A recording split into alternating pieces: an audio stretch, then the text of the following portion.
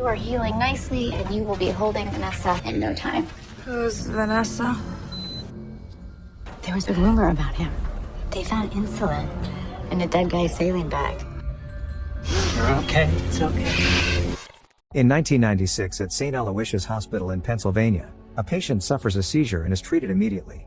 Not much can be done, and Nurse Charles Cullen, the one that alerted the emergency, just stares at the patient in silence. 7 years later at Parkfield Memorial Hospital in New Jersey, Nurse Amy Luffern treats Anna Martinez, an elderly woman with an adverse reaction to amoxicillin, who tells her that she has been married to her husband for only 3 years. Amy is sympathetic that the husband can't stay to take care of his wife on the night shift, so she tells him she'll let him stay there for the night if he can keep it in secret.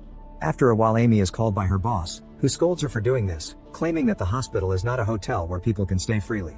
She also tells her about a new admission coming in, a guy with a good track record who can be very helpful during the shift.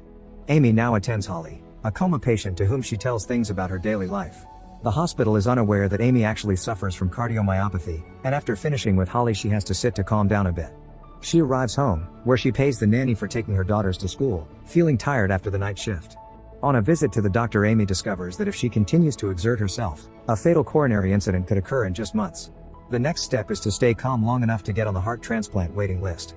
The doctor tells Amy that she must stop working, but she tells him that she needs health insurance and that she will not have a release fee unless she has been in the hospital for at least a year. At this, the doctor can only advise her to tell her girls what they can do in the event of cardiac arrest. After the visit, Amy is surprised at how expensive it was, revealing her financial struggle. On her way back to her shift, Amy sees Charlie doing inventory, and introduces herself by asking him if he's been given the hospital tour yet. They start hitting it off early on, with Charlie mentioning that he's been to several hospitals and even having a good friend in common. He mentions to Amy the patients they got that night, including Anna. She introduces them to Charlie, and the woman is given her first drink of water. Charlie tells them that he will be their Amy that night and that if they need anything they should just push a button and he will be right over. Both nurses share an egg salad from Amy and comment that they have 2 daughters each, but Charlie no longer lives with his because his ex moved 6 hours away. An alarm goes off for Amy, but Charlie tells he'll help her with it, leaving Amy smiling alone. Returning home, Amy finds herself at an argument between her oldest daughter Alex and the babysitter. Getting involved, her daughter mentions how she can't even have her mother by her side and leaves. While tending to Holly, Amy suffers from her heart again, so she decides to get away and calm down before something serious happens, but is surprised by Charlie. He comforts her and helps her with breathing exercises, so Amy confesses to him about her cardiomyopathy and lack of health insurance. She asks Charlie not to reveal her secret, and he asks how long until she has insurance. Amy tells him it's 4 months away, so in that time Charlie can help her so she won't be so burdened at work. They arrive at the hospital the next day to learn that Anna was unable to spend the night, and Amy is outraged to see that she was left abandoned in the room. Charlie confesses to her that he lost his mother when he was a child and at the hospital where she was treated her negligently, getting him interested in helping people in such conditions. Anna's husband talks to Amy while Charlie cleans up the body. At the end, Charlie stares at Anna's body without saying a single word. 7 weeks pass and detectives Tim Braun and Danny Baldwin show up at the hospital looking into the Anna Martinez case in particular. Hospital risk manager Linda Guerin appears before the detectives and exposes to them how Anna's case was surrounded by unusual circumstances. When the detectives ask to know where Anna's body is, Linda tells them that the family cremated it weeks ago and that they still remain unaware of the woman's condition. The detectives assure them that they will investigate the situation and interview the staff, with Baldwin taking particular interest in the case. Charlie has now become close even with Amy's daughters, who become depressed when the babysitter arrives, meaning that Charlie and his mother will have to go to work. During their investigation, the detectives come across Charlie's name and his Pennsylvania background, and when they ask for information about him they are told that Charlie's folder has a posit saying digoxin. Charlie apparently received trespassing and harassment charges in '95 after slashing a coworker's tires following their breakup, but the charges were later dropped. Baldwin knows something isn't right, as the hospital has turned Anna's case into something bigger than it's supposed to be, believing they're even covering up causes and evidences. At first they think it's about money, but there may be something darker going on. The hospital board calls the entire staff to a meeting to tell them how the police are investigating a particular case involving one of their patients. The hospital's attorney, Mr. Beatty, tells the staff that he will be interviewing everyone and that patient discretion should be the #1 priority. If anyone decides to talk to the police without having someone from the hospital's administrative staff present, they may even lose their job. Baldwin and Braun talk to the prosecutor, who tells them that Linda should be present at the interviews and that they should not specifically ask about medications, something the detectives are not happy about. Baldwin doesn't understand why they should investigate something that the hospital keeps so confidential, but the prosecutor tells them they should still do it. Amy is seen by Linda and the detectives for the interview, confessing that Anna was her patient and that her loss was also very sudden. Linda is called out and the detectives take the opportunity to ask Amy about some deviation in Anna's condition, and she notes how her blood sugar values were wrong. She explains that the insulin in her system wasn't made for her body, so someone had to give it to her from outside. That would result in a double medication error, which is unusual and may have been the cause of Anna's loss. Upon Linda's return, Amy is asked about her co-workers, specifically Charlie, but Amy tells her that when Anna's situation happened it was the day shift, and Charlie and she work at night. Amy defends Charlie by praising what a good nurse he is and leaves. Now Amy is in the middle of a complication with one of the patients and it overexerts her heart to the point of almost fainting. Charlie finds her out of the way and gives her a pill using his nurse code at the hospital's computer, sitting down next to her. She says that he can be fired for using hospital medication without permission, but he tells her that he knows how to break the system so no one will notice. After another consultation with the cardiologist, Charlie tells Amy that she should talk to her daughters in case the worst happens, but Amy is scared as her daughters have no one else to be with. Charlie tries to cheer her up by telling her that there are only 2 months left before she can have insurance, so Amy decides to talk to Alex to explain the situation. The detectives continue investigating Charlie, and when they try to talk to the Aloysius Hospital's attorney, he tells them that their staff's information is strictly confidential. They are both frustrated that every time they try to approach Charlie, there is always someone who has his back. At that they receive a package from Parkfield Memorial Hospital's internal investigation. Baldwin talks to Linda and asks for medication reports obtained through the hospital's internal system, but she tells him that the reports are only stored for up to 4 weeks. However, after some investigation, Baldwin believes that Linda is hiding evidence, but she prefers to set the matter aside and ends the conversation. At this, Baldwin loses his temper and yells her to sit down. He calms down and berates Linda for what she is doing. Amy sees a new patient named Kelly, whose husband admits to bringing her baby Vanessa to the hospital, but Amy lets it go. Charlie shows up and tells her there's a purple code, which means the pizza arrived. Charlie tells Amy more about his crazy ex-wife, who tries to turn his daughters against him. Detective Baldwin tells his partner that he had access to Anna Martinez's medication records and noticed how there was not only insulin on it, but digoxin as well. At that, his boss appears and mentions how they are both banned from the case because of Baldwin's behavior toward Linda. When the detectives complain, their boss tells them that since they don't have a body to investigate, they simply don't have enough evidence to proceed. Amy sees that Kelly can't remember her own baby's name, so she begins to notice that Kelly is starting to faint. She calls Kelly's husband to come as soon as possible, notifying him of the unexpected. While checking the patient's condition, Amy sees that Kelly has insulin in her system, rushing to attend to her as she convulses.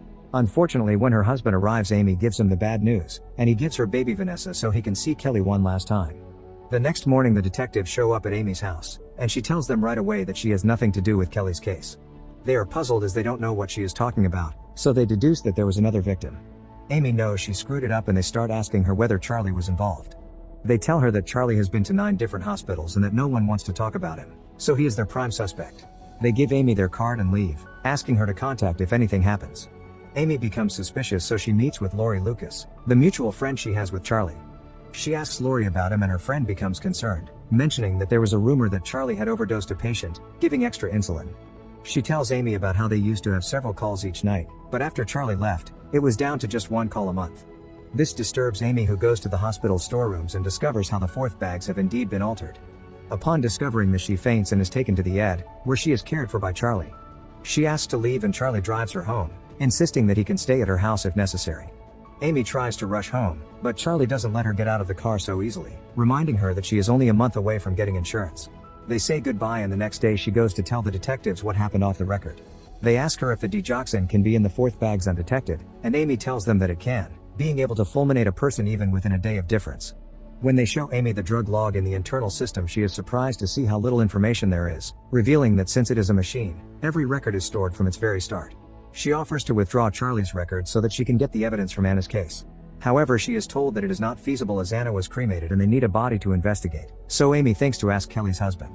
Kelly is dug up and her husband decides not to watch because of how hard the situation is.